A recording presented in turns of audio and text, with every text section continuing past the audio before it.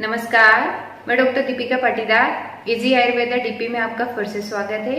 आज हम first aid box अर्थात प्राथमिक चिकित्सा किट को रेडी करेंगे आयुर्वेदिक मेडिसिन के द्वारा, जिसका उपयोग आप घर पर भी कर सकते हैं या जब बाहर ट्रेवलिंग के लिए गए हैं तो उस समय भी आप इसका उपयोग कर सकते हैं। तो हम देखते हैं कि फर्स्ट एड बॉक्स के अंदर हमें कौन कौन सी मेडिसिन को रखना चाहिए। तो सबसे फर्स्ट हम देखते हैं अमृत धारा।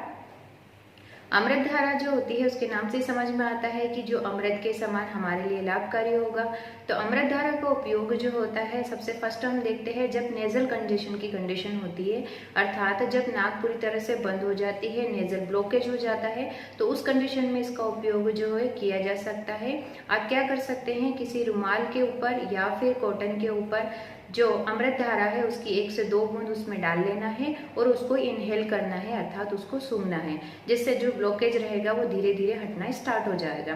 मग में पानी लेना है और उसमें 5-6 बूंद जो रहेगी आपको अमृत धारा की ऐड कर लेना है और उसकी स्टीम लेना है, अर्थात उसकी भाप लेना है, जिससे जो ब्लॉकेज रहेगा वो धीरे धीरे हटना स्टार्ट हो जाएगा और जो जमा हुआ कफ रहेगा वो बाहर निकलना स्टार्ट हो जाएगा। इस तरीके से इसका उपयोग किया जा सकता है। और जब नेजल कंजेशन होता है उस कंडीशन में क्या होता है, सिर में भारीपन भी लगता है, यह हेडेक की कंडीशन होती है। तो आप क्या कर सकते हैं, थोड़ा सा पानी लेना है, उसमें अमृत धारा की 1 से 2 बूंद ऐड कर लेना है और उस पानी को जो है अपने फोरहेड पे लगा लेना है। तो जिससे क्या रहेगा, आपको हेडेक जो हो रहा था वो धीरे धीरे आराम मिलना स्टार्ट हो जाएगा।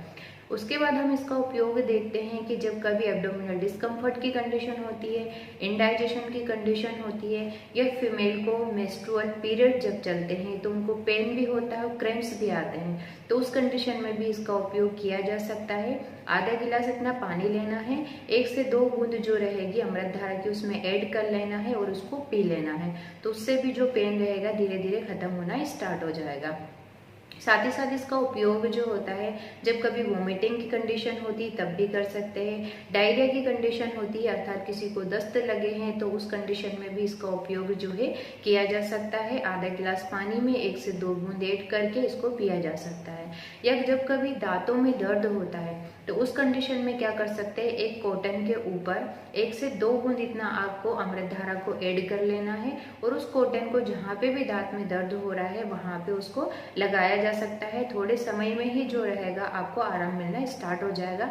ये बहुत ही गर्म प्रॉपर्टी वाला होता है, बहुत ही तीक्ष्ण होता है और बहुत ही जल्दी काम करने वाला होता है। जब कभी भी कफ से रिलेटेड कोई दिक्कत होती है तो इसका उपयोग किया जा सकता है, वो कफ को बाहर करने वाला होता है।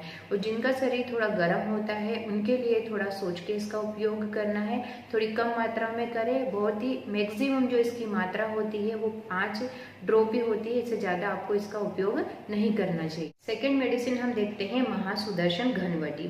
महासुदर्शन घनवटी का उपयोग जो होता है, किसी भी तरह का आपको फीवर हो रहा है, चाहे आप बैक्टीरिया की वजह से हो रहा हो, चाहे वायरस की वजह से हो रहा हो, या कहीं पे इन्फेक्शन हुआ है उसकी वजह से आपको फीवर आ रहा हो, कफ कोल्ड की वजह से फीवर आ रहा हो, या फिर जिसको आयुर्वेद में विषम ज्वर कहते हैं, जैसे कि 1 दिन छोड़ के फीवर आ रहा है, 2 दिन छोड़ के फीवर आ रहा हो, तो उस फीवर की कंडीशन में आप इसका उपयोग कर सकते हैं।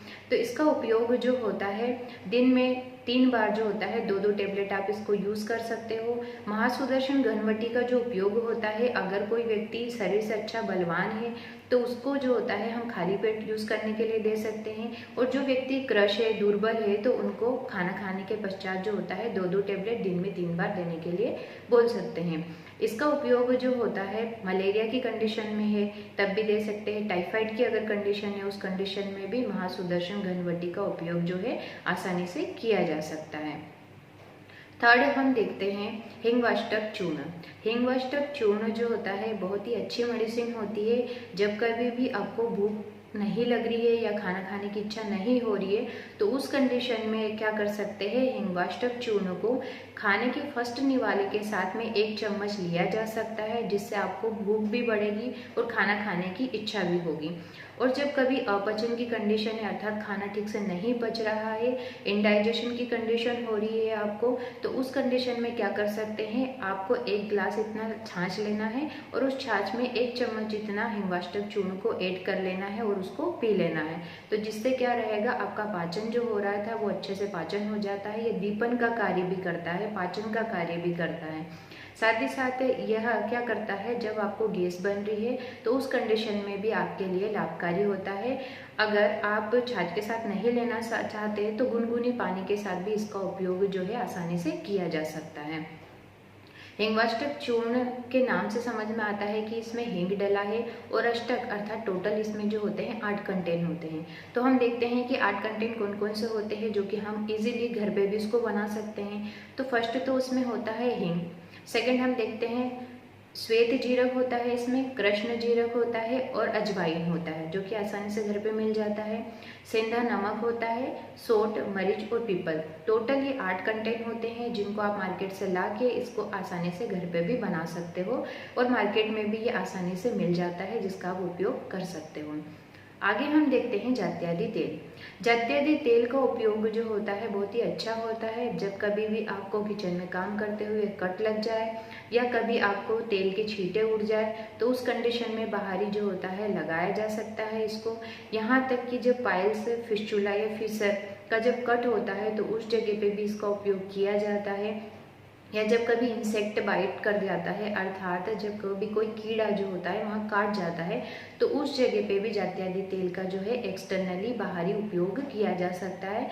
यह इंस्टेंट रिलीफ देने का भी काम करता है। एंटी माइक्रोबियल, एंटी बैक्टीरियल इसकी प्रॉपर्टी होती है। ये हीलिंग की प्रॉपर्टी होती है अर्थात ये घाव को भरने के लिए बहुत ही अच्छा होता है। तो जात्यादि तेल का उपयोग आप कर सकते हो, घर पे रख सकते हो।